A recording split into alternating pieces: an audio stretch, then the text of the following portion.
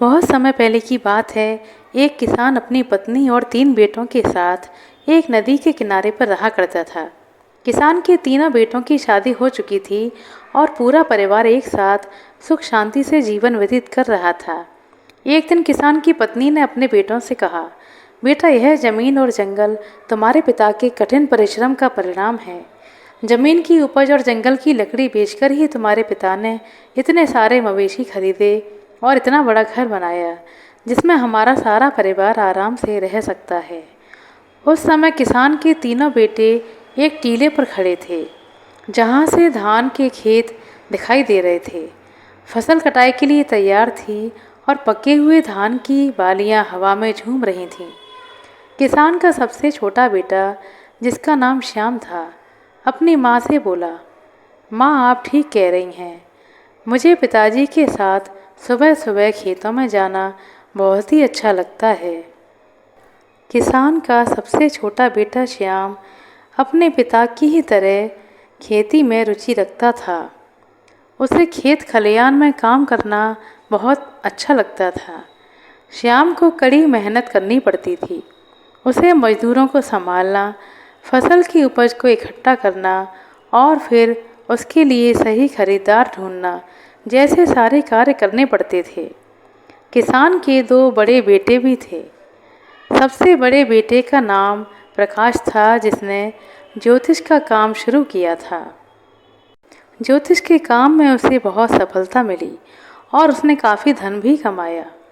दूसरे बेटे का नाम अनुज था, जिसने व्यापार में सफलता प्राप्त की और उसने भी बहुत सारा धन कमाया। पूरे परिवार में खुशी का माहौल था और किसी को कोई भी दुख नहीं था। एक दिन किसान बीमार हो गया और उसने अपनी पत्नी से कहा, मुझे लगता है मेरा अंतिम समय आ गया है। तुम मुझसे एक वादा करो कि बच्चों के बीच कभी भी ज़मीन जायदाद का बंटवारा नहीं होगा। मैं चाहता हूँ कि हमारे तीनों बच्चे मिलजुल कर रहें और घर में कोई भी भेदभाव ना रहे, क्योंकि जिस घर में एकता टूट जाती है वह घर बिल्कुल बिखर जाता है। पत्नी ने किसान से वादा किया और किसान की मृत्यु हो गई। समय बीतता गया और एक दिन किसान की पत्नी ने अपने तीनों बच्चों को बुलाया और कहा, बेटो, मैं तुमसे एक वचन लेना चाहती हूँ। तुम्हारे पिता की अंतिम इच्छा थी कि तुम्हारे बीच कभी भी ज़मीन जायदाद का बंटवारा नहीं होगा। तुम तीनों भाई और तीनों बहुएं हमेशा मिलजुल कर जीवन यापन करोगे, क्योंकि जिस घर की एकता टूट जाती है वह घर कभी भी उन्नत नहीं हो पाता है। किसान की पत्नी की बात सुनकर तीनों बेटे कहने लगे, हाँ माँ, आप जैसा चाहती हैं वैसा ही होगा और जैसी कि पिताजी की अंतिम इच्छा यही थी, हम वैसा ही करेंगे। हम उनकी इच्छा के विरुद्ध कभी नहीं जाएंगे और तीनों भाई हमेशा मिलकर प्रेम से रहेंगे। अपने बेटों की बात सुनकर माँ को बहुत खुशी हुई। किसान का सबसे बड़ा बेटा, जिसका नाम प्रकाश था, वह ज्योतिष में बहुत निपुण था। इसलिए आसपास के लोग उससे कई मामलों में सलाह लेने आते थे। इससे प्रकाश का गुजारा बढ़िया तरीके से हो जाता था। वहीं दूसरे बेटे अनुज की भी कमाई ठीक ठाक हो जाती थी। सबसे बड़ी मुश्किल यह थी कि किसान का जो छोटा बेटा था, जिसका नाम श्याम था, वह बहुत कड़ी मेहनत करता था। सुबह से लेकर शाम तक वह खेतों में ही लगा रहता था। फिर भी वह उतनी कमाई नहीं कर पाता था जितनी कमाई दोनों बड़े भाई कर पाते थे। समय धीरे धीरे उजड़ता गया। किसान के 2 बड़े बेटे जो ठीक ठाक धन कमा लेते थे, वह अपने पिता को दिया हुआ वचन भूल जाते हैं और अपनी पत्नियों के साथ ऐशो आराम का जीवन व्यतीत करने लगते हैं। अब किसान के 2 बड़े बेटों की बहुएं ऐशो आराम का जीवन जीती हैं और जो सबसे छोटा बेटा श्याम था, उसकी पत्नी घर पर ही काम करती रहती। उसे घूमने के लिए नहीं मिलता और ना ही उसे कोई शौक करने के लिए समय मिलता था। जब वह अपने बड़े जेठ और जेठानी को देखती तो उसका मन बहुत उदास हो जाता। वह सोचती कि हम तो पिता के वचनों का पालन आज भी कर रहे हैं, लेकिन हमारे दोनों जेठ और जेठानी ऐशो आराम का जीवन जी रहे हैं।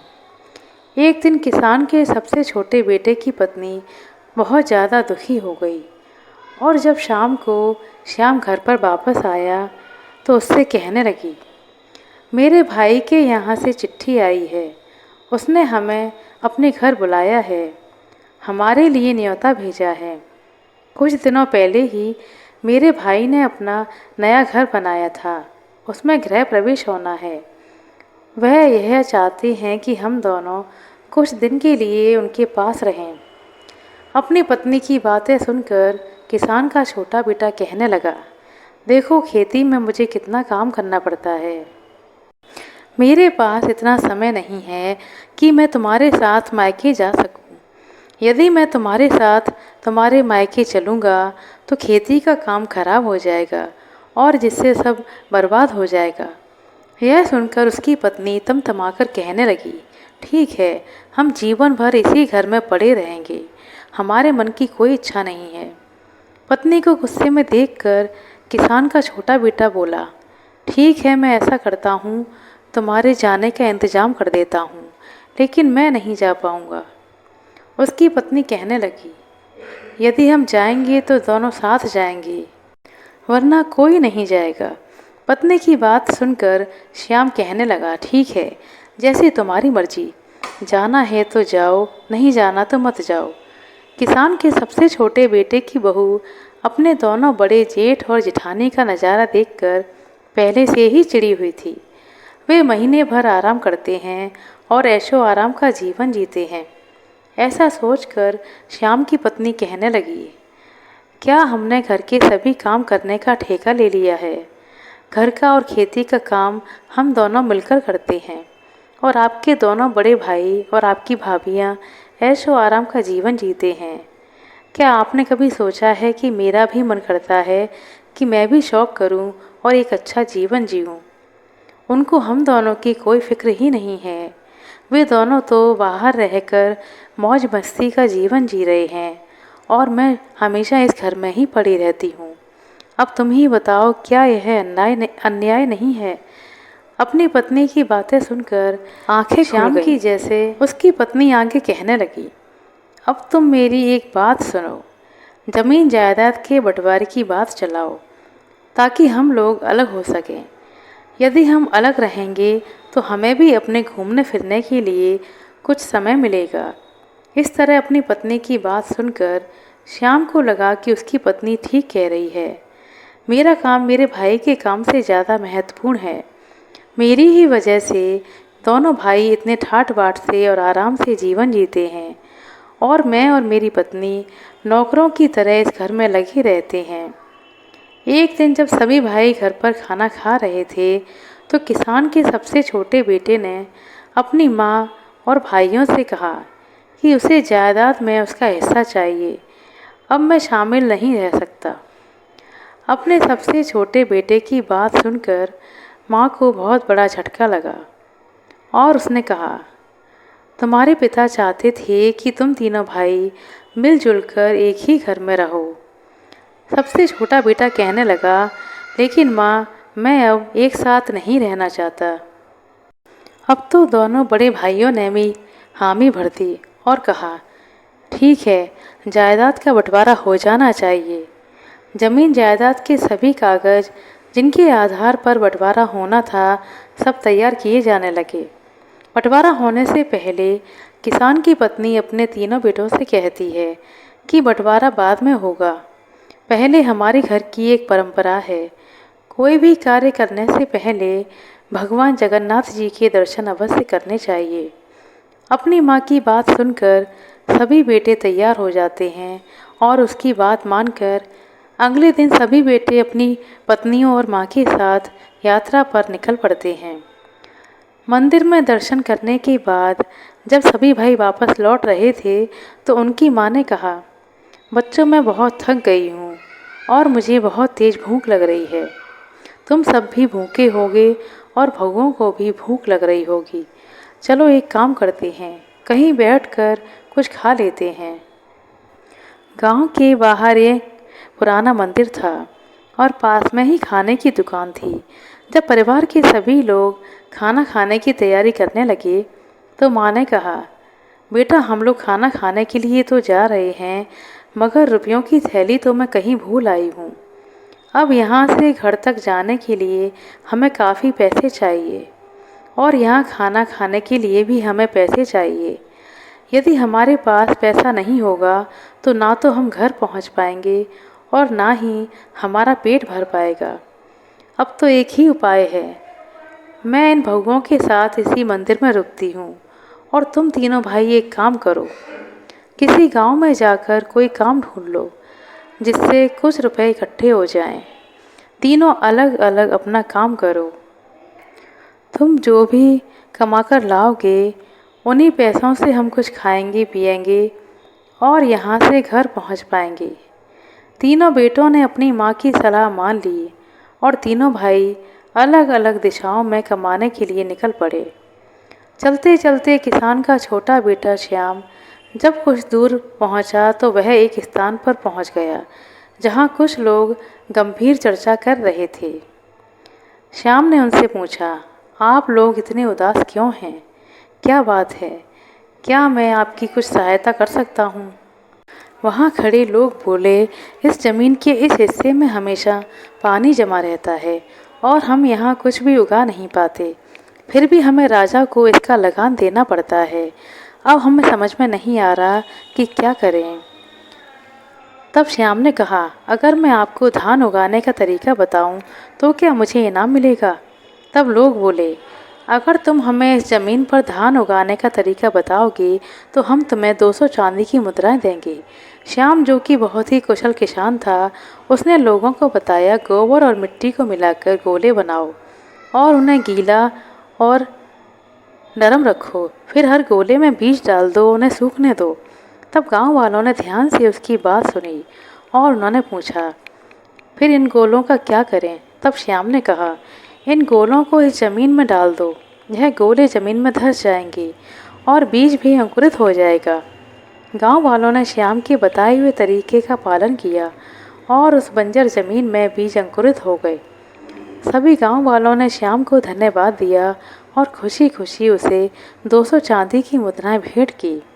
श्याम उन मुद्राओं के साथ अपनी माँ के पास उसी मंदिर में लौट गया।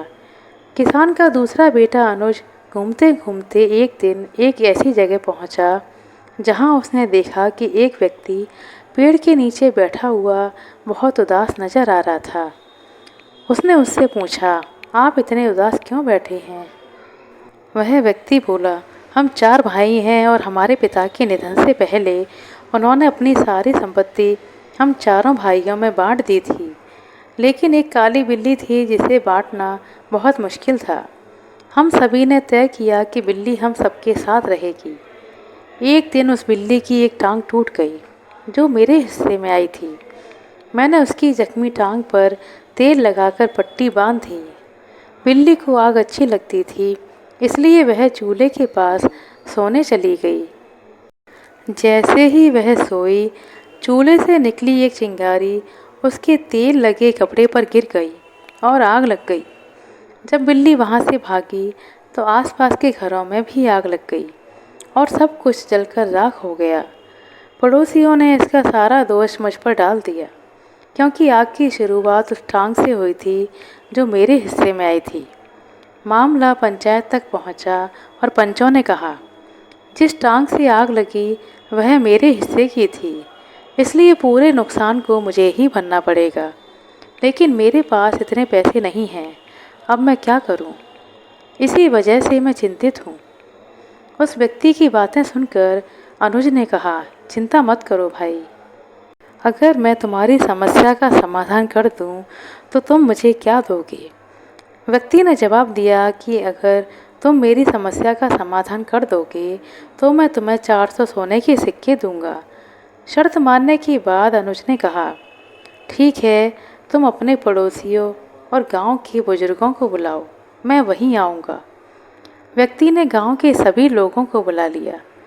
जब सब लोग इकट्ठा हो गए और हर किसी की बात सुनी गई, तब अनुज ने कहा, यह सच है कि सारा नुकसान बिल्ली ने किया है और यह भी सही है कि उस जख्मी टांग पर तेल की पट्टी बंधी थी। यह भी सही है कि बिल्ली के भागने से घरों में आग लगी, लेकिन एक बात आपने नहीं सोची कि जख्मी टांग के साथ बिल्ली भाग ही नहीं सकती थी। उसकी टूटी हुई टांग किसी काम की नहीं थी। बिल्ली केवल अपनी 3 सही टांगों से ही भागी, जिससे चारों ओर आग लग गई। अब आप ही बताइए, क्या दोष टूटी हुई टांग का है या सही टांगों का? अनुज की इस बात से गांव वाले अचंभित हो गए और सभी ने सिर हिलाकर अनुज की बात का समर्थन किया। अंततः फैसला हुआ कि सही तीनों टांगों के मालिकों को हर्जाना देना होगा। जख्मी टांग का मालिक बहुत खुश हुआ और वादे के मुताबिक अनुज को 400 सोने की मुद्राएं भेंट की। किसान का दूसरा बेटा भी 400 सोने के सिक्के लेकर अपनी माँ के पास मंदिर में लौट आया। अब किसान का सबसे बड़ा बेटा, जिसका नाम प्रकाश था, वह भी कमाई के लिए गया हुआ था। चलते चलते वह एक बड़े से घर में पहुंच गया, जहां से रोने की आवाज़ें आ रही थीं। उस घर के बाहर एक पहरेदार खड़ा हुआ था। प्रकाश सोचने लगा, इतनी बड़ी हवेली में रहने वाला कोई क्यों रो रहा है? तब प्रकाश ने पहरेदार से पूछा, महोदय, इस घर से रोने की आवाज़ें क्यों आ रही हैं?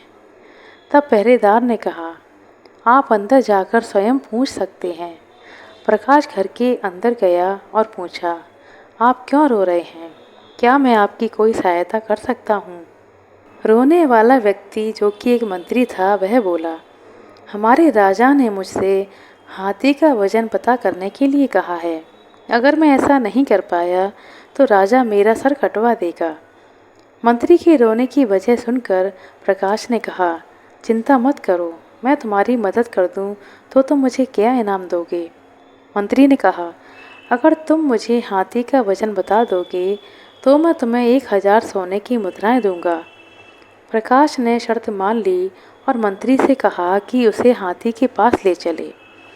जब वे हाथी के पास पहुँचे तो प्रकाश ने कहा, हाथी को एक नदी के पास ले चलो जहाँ कोई नाव हो। तब मंत्री ने ऐसा ही किया। प्रकाश ने नाव वाले से कहा कि हाथी को नाव में खड़ा करे। जैसे ही हाथी नाव में खड़ा हुआ, नाव पानी में डूबने लगी और जब नाव डूबना रुक गई तो प्रकाश ने कहा, जहाँ नाव रुकी है वहाँ निशान लगा दो और फिर हाथी को नाव से बाहर निकाल दो। निशान लगने के बाद मैं हाथी को नाव से बाहर निकाल दिया गया। प्रकाश ने कहा, अब इस नाव में इतने पत्थर भर दो कि नाव उस निशान तक पहुंच जाए जहां पहले रुकी थी।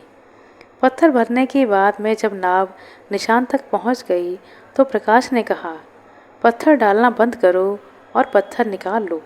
इन पत्थरों का वजन ही हाथी का वजन होगा। मंत्री ने इस उपाय से हाथी का वजन पता कर लिया और प्रकाश को 1000 सोने की मुद्राएं दी। फिर प्रकाश भी मुद्राओं के साथ अपनी माँ के पास मंदिर की ओर लौट आया।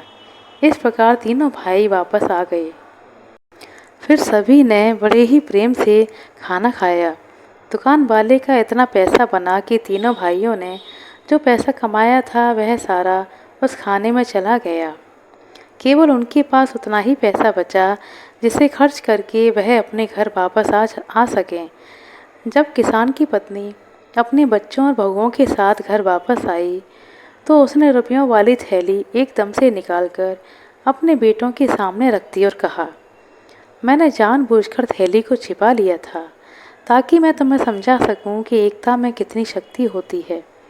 क्योंकि तुम तीनों भाइयों ने मिलकर जो भी धन कमाया था उस धन को इकट्ठा करके ही हम लोगों को खाना मिला और बचे हुए पैसों से हम वापस अपने घर आ सके।